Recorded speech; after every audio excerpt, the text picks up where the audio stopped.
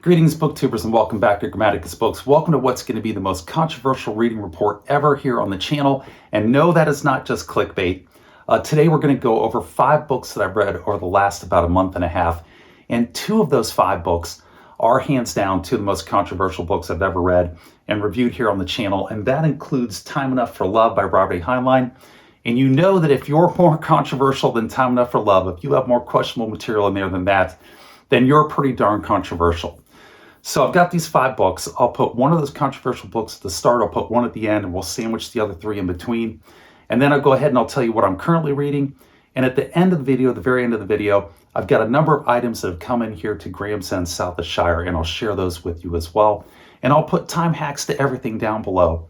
So if you want to skip around and check out different things, you can go right down there and find it right away.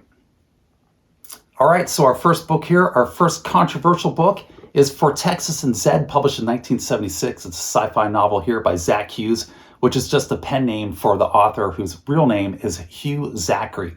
And Hugh Zachary wrote about 40 books over the course of his career, and almost none of them are written under his real name. He used a variety of pseudonyms. And after reading this book here, I can see why he used pen names, because this book is terrible. So what is this book about? Why did I pick it up and why did I read it? Well, it kind of hooked me in.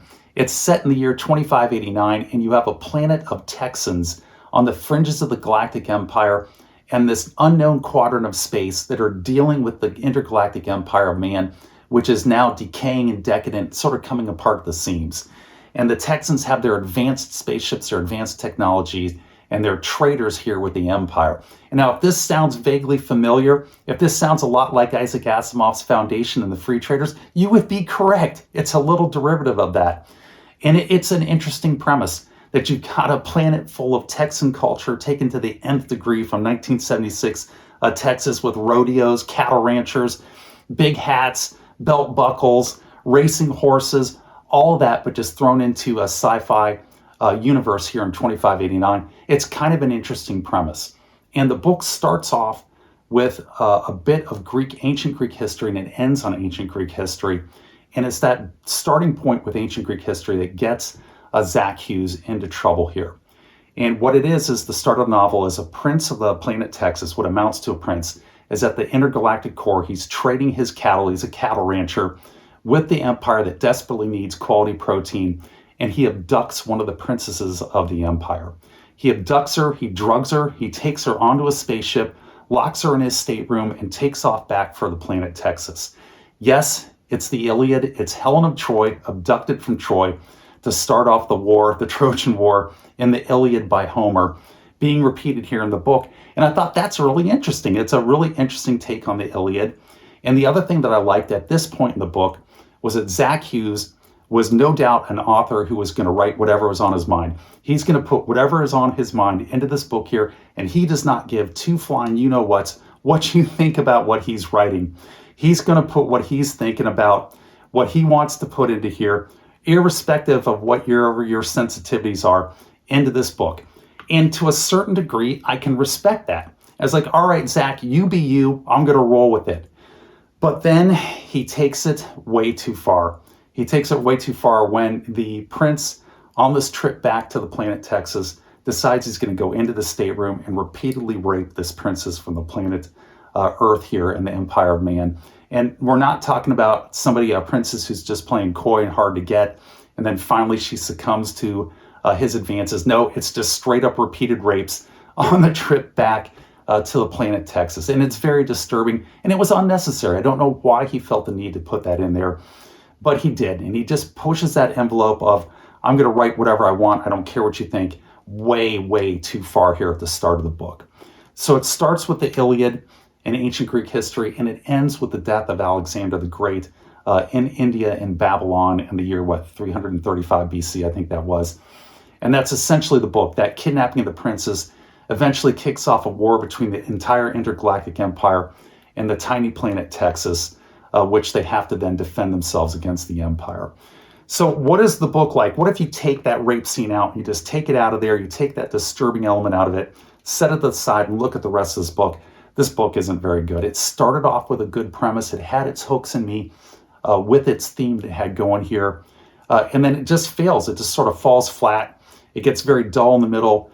Zach Hughes engages in very lengthy episodes of exposition that just kind of ruin the book. I would give it a 6.5 out of 10. And that's taking the rape scene out of it, giving it a 6.5 out of 10. So that is our first book here. Have any of you guys read For Texas and Zed? And what did you think about the book? I would love to hear about that. Put it down in the comment section below. The best thing about this book here, the best thing is this fantastic cover here by Paul Ravoche. I love that cover.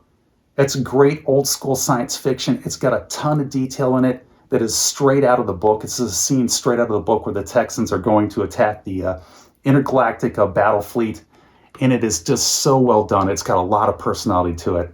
Fantastic vintage sci-fi cover. And that is the best thing about this book, For Texas and Zed. All right, so that was book number 1. Let's go to book number 2.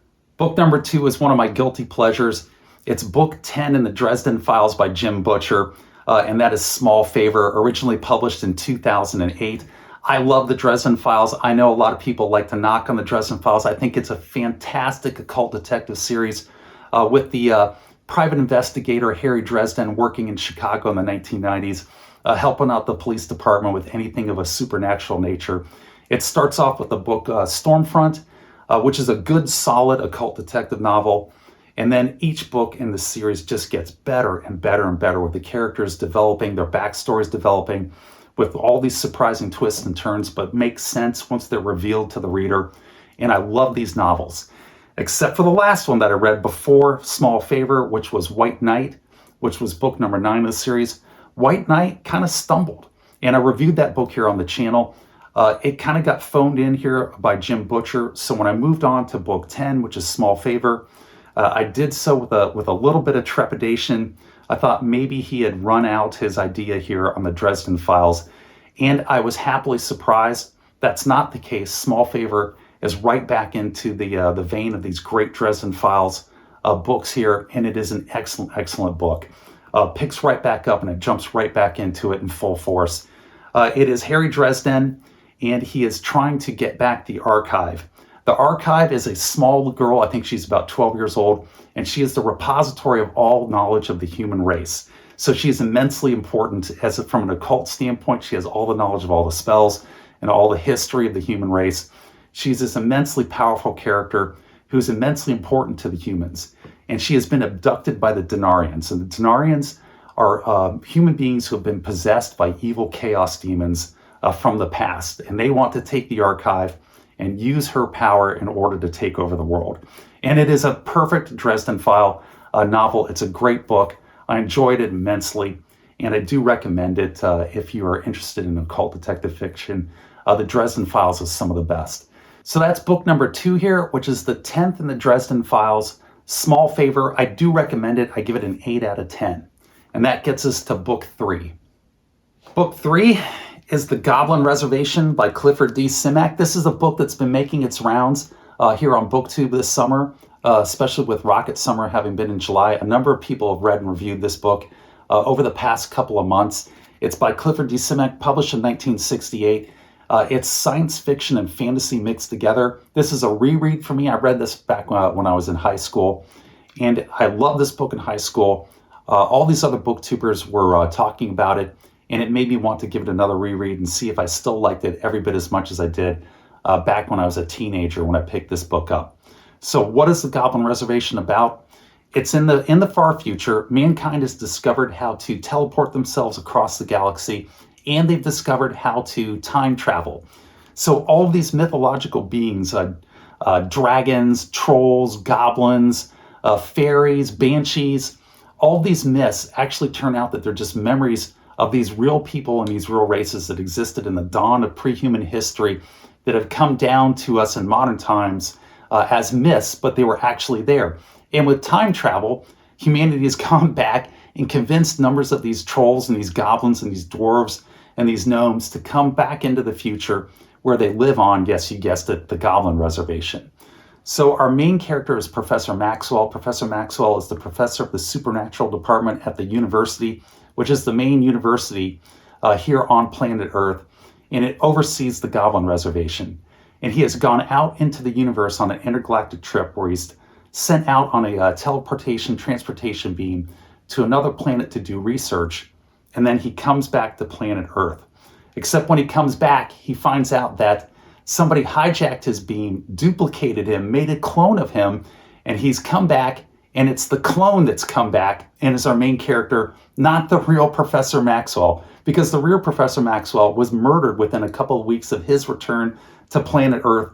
And now you have a mystery to solve, a murder mystery and an interplanetary invasion plot going all at the same time, with dragons, trolls, goblins, a mechanical saber-toothed tiger, a Neanderthal who was brought forward into the future who loves to read poetry and study advanced educational premises. And it's a very, very good book. I enjoyed it immensely again. I don't know if I enjoyed it quite as much as I read it the first time, because the first time you read it, this is all new and novel. And this is a reread, so I knew what I was getting into. And I think that took a little bit of the shine off the book. But even so, this is a very fun read. If you have not read The Goblin Reservation, I highly recommend it. Clifford D. Simak is an excellent author. I give this easily a 9 out of 10. And that's The Goblin Reservation. So that was book number 3. Let's go on to book number 4. Book number 4 is Sharpe's Devil by Bernard Corwell. We are shifting literary gears here. We're going off of science fiction and fantasy, and we're going into historical fiction, historical military fiction here by Bernard Corwell. Bernard Corwell is a prolific author. He's one of the most famous historical fiction authors out there. He's most famous for the Saxon Chronicles, which is about the Viking invasion of England, which was turned into a Netflix series, The Last Kingdom, which was the most popular series on Netflix when that came out. And that was in, 2018, I think. Right before COVID, they started doing that series. And that's an excellent series as well. But Sharpe's Rifle follows a private by the name of Sharpe, Richard Sharpe, through the course of the Napoleonic Wars. It basically follows the career of Lord Wellington up to the Battle of Waterloo, as seen through the eyes of Richard Sharpe, who starts off as a private in the English army. And the first book in that series is called Sharpe's Tigers, where the Duke of Wellington is starting his career in India. And for my money, the Sharpe's Rifle series is actually better than the Saxon Chronicles, which is his most popular series by far. And the reason that Sharpe's Rifles is better than the Saxon Chronicles is because Bernard Corwell has more historical facts and documentation to work with. There's more cultural aspects to the Napoleonic Wars than the Viking invasion of England. You've got more historical and military facts to work with. You've got all these personalities right down to lieutenants and ensigns and sergeants and their engagements in these Napoleonic battles that he takes and just does this deep dive research on each of these battles here in the Napoleonic Wars, the Napoleonic campaign, and then puts it into these historical fiction novels, and it makes for a great read. So Sharpe's Devil is the very last in the series. It's book number 24, and I've read all the other books in the series, which they end natural. The natural conclusion of that series is Sharpe's Waterloo, the Battle of Waterloo, where Napoleon is defeated. And Sharpe's Devil takes place several years after the defeat of Napoleon, and Sharpe has been hired by a woman to go find her husband, who is a friend of Sharpe's who fought in the Napoleonic Wars for the Spanish. He's in Chile, and he's been fighting the Chilean Revolution for the Spaniards there, and he has gone missing. So the wife has hired Richard Sharpe and his erstwhile companion, Patrick Harper, to go and find him. So they board a Spanish galleon and are headed for South America. And the galleon, as it's heading there, it makes a detour to the island of Elba. I think Elba is where Napoleon was interned and held prisoner after the Battle of Waterloo. I'll have to check that.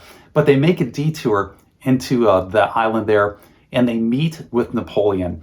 And this is by far the best chapter in the book. The book, sadly, as much as I love these books here, again, this is the first in the series, Sharpe's Tiger. This book was a little bit phoned in by Bernard Corwell. It's still good. I still liked it. It was entertaining, but it just wasn't quite as good as his other novels. I think at this point with book number 24, Bernard Corwell was just sort of putting the round pegs in the round holes and the square pegs in the square holes. And this was published in 1992. But the best chapter is when they go to the island of Elba and they meet with Napoleon. Napoleon, the monster of Europe, the monster who they've been fighting their entire careers against him, who is responsible for the deaths of hundreds of thousands of people. And here, Sharpe and Patrick Harper actually come face to face with the emperor of the French Empire. and their main enemy over the course of their entire lives. And Napoleon charms the pants off of them. You think that Richard Sharpe is going to go in there, you're going to have this confrontation between Richard Sharpe and Napoleon, who he hated his entire life. He spent his entire life fighting against him. And Napoleon charms the pants off of Richard Sharpe and Patrick Harpur and actually gets them to carry out a favor for him while they're in Chile. And it's delightful. That chapter alone is worth reading the book for. But like I said, the book on the whole, it's not nearly as good as the other Sharpe's rifles. It does become a bit formulaic, unfortunately. And I give it a 7 out of 10. And that's book number 4, which gets us to the most controversial book here of this controversial reading report, book number 5. And book number 5 is Black Saturday by Trey Yingst, that was published in 2024. Black Saturday, we're talking about October 7th of the year 2023, when Hamas invaded southern Israel. So why did I read this book? Why am I talking about it here on the channel when my motto here on the channel is politics ruins everything, and politics does ruin everything? So we're going to go over this book, but I'm going to tread very, very lightly. And we're going to do our best to sidestep the politics of this issue, which is ongoing today with the fighting that's currently going on in Gaza. Why did I read this book? I read this book because it's very difficult to find any type of substantial information on what kicked off this current conflict in Gaza. And that happened on October 7th of the year 2023. You find just sort of broad overviews of what happened without any details, without any going into the depth of the facts of what triggered this conflict, how it came about, how it was carried out there on that fateful day. And what you wind up getting usually is you wind up getting a lot of hyperbole, wind up getting a lot of emotion from one side or the other. And what you don't wind up getting is a lot of facts. And I like history, I like ancient history in particular, but I also like to follow modern history as well. And I wanted to get a good set of objective facts of what set off this current conflict. And Trey Yingst is a war correspondent, he's a reporter. He was in Israel at the time that Hamas went into southern Israel and made these attacks. And he actually got into a car, went down with his team, and he was there in the middle of this conflict as it was unfolding. He was having to dive for cover from bullets. He was having rockets going off overhead. And for the entire length of this event, Black Saturday, he was there on the scene, continually reporting what was happening as he traveled around this battle zone. And Trey Yingst delivers. He gives you that perspective. He does it as best as he can to give you a non-biased, just objective approach and objective observation of what he was seeing there on the ground on October 7th of 2023. I stopped reading this book halfway through. Why did I stop reading the book? I had gotten the perspective, I'd gotten the facts that I wanted to get out of it, what the trigger points were in order to set off this conflict, how it came about, the scale, scope, and magnitude of it, what the Israeli response was, a very objective take on what was transpiring there. But it had just gone into one human tragedy after another human tragedy after another human tragedy.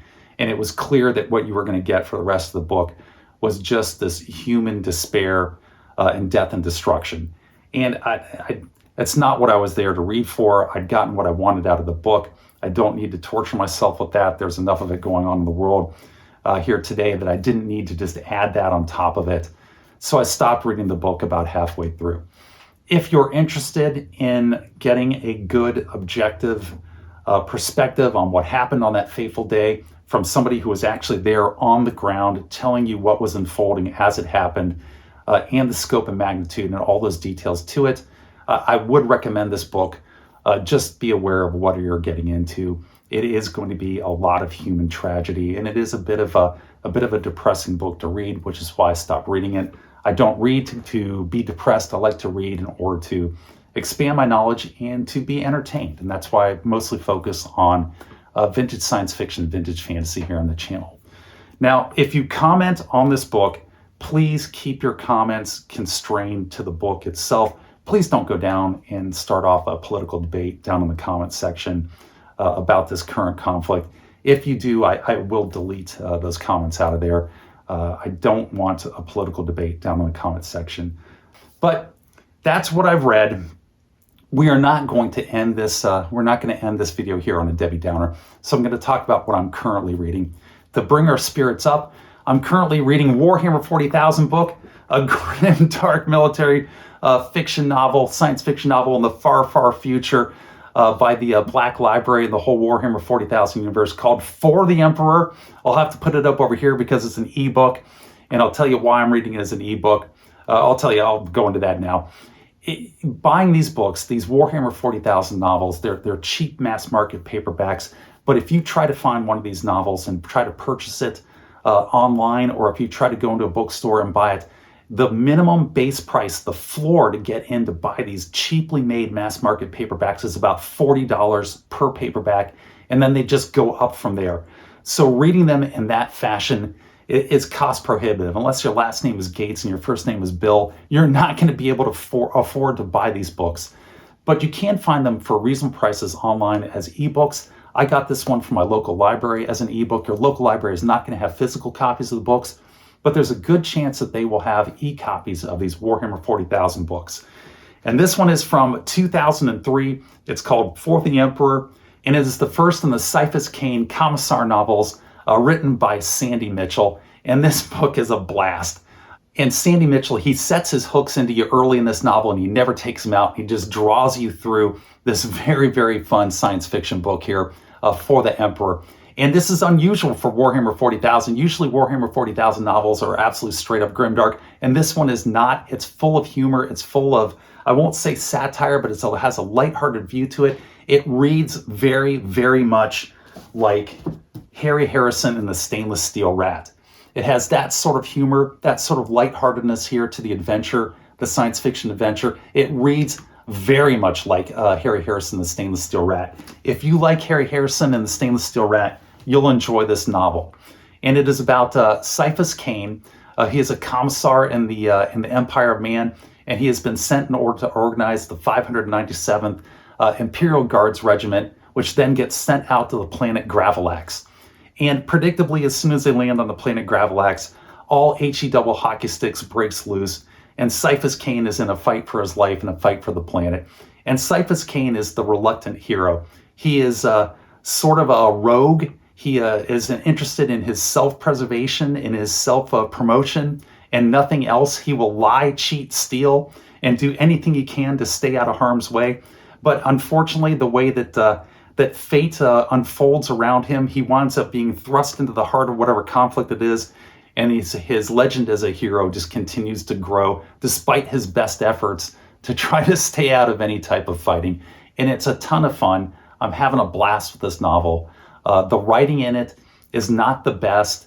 From a writing standpoint, I would give it about a 7.5 out of 10, but from an entertainment standpoint, I give it a solid 9. It's a lot of fun, and I do recommend it. Again, if you like Harry Harrison, the Stainless Steel Rat, it's right in the vein of that, and you'll enjoy this book. So that's what I'm currently reading, which gets us to the final portion here of this reading report, and that's what's come in here to Graham's End, south of the Shire. And the first thing that I've gotten is this spiffy t-shirt here. This is from Nick over at the Book Graveyard. It is a DAW science fiction t-shirt that he made up for a bunch of his fellow booktubers. He sent one out to me. Thank you very much, Nick. Nick has a fantastic channel over there called the Book Graveyard. I will link it down below in the description. Go over and check it out. Nick likes to focus on men's adventure, and he has a fantastic booktube channel. You should definitely go out and check out his channel. The other thing that I got is I had a coworker give me a book from 1962. Yes, from 1962. It is Isaac Asimov and the Hugo Winners from 1955 through 1961. So it collects all the Hugo Winners, compiled and edited by Isaac Asimov. Thank you, Phil. That's going to be a really cool book. I look forward to checking that out. And then the last thing that came in here to the channel was Bob Freeman. Bob Freeman over at the Occult Detective, another great booktube channel, which I will also link down below, gave me 4 of the new Vampirella comic books here put out by Dynamite. This is the Dead Flowers series. It's issues 1 through 4. And Bob actually co-wrote these comic books with Vampirella, with the Dead Flower storyline. He co-wrote them with Sarah Frazetta. Sarah Frazetta who is the daughter of the legend Frank Frazetta, putting together these Vampirella comic books. And here you've got the art inside is by Alberto Locatelli. He does the art on all 4 of these issues. Really good stuff. And the covers to these are just absolutely magnificent. I love the covers. There's the cover to issue number 1. Oop, just knocked over Phil's book. There's the cover to number 2. And then here's cover to number 3, signed by Bob. Most of these are signed by Bob and by Sarah Frazetta, which is just fantastic. And then here's the cover to number 4. Really great stuff. Love that cover work. My favorite of those covers is definitely this one here. Definitely a throwback to Frank Frazetta on that cover. A little bit of homage to the legend. And that is Vampirella, Dead Flowers. Thank you, Bob. And again, I'll link Bob's Occult Detective BookTube channel down below. Do yourself a favor and go and check out Bob's channel. And with that, I've talked long enough. I'm going to wrap this one up, and I'm going to say take care, be safe, and I will catch you guys next time.